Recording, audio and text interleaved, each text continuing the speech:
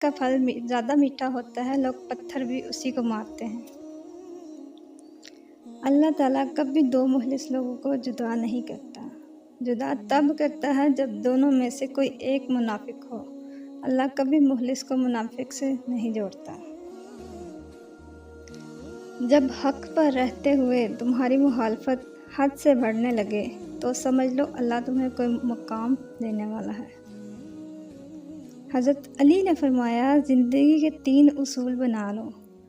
اس سے ضرور معافی مانگو جسے تم چاہتے ہو، اسے کبھی مت چھوڑو جو تمہیں چاہتا ہے، اس سے کبھی کچھ نہ چھپاؤ جو تم پر اعتبار کرے۔ عقل مند ہے وہ شخص جو انجام سوچ کر کام کرے۔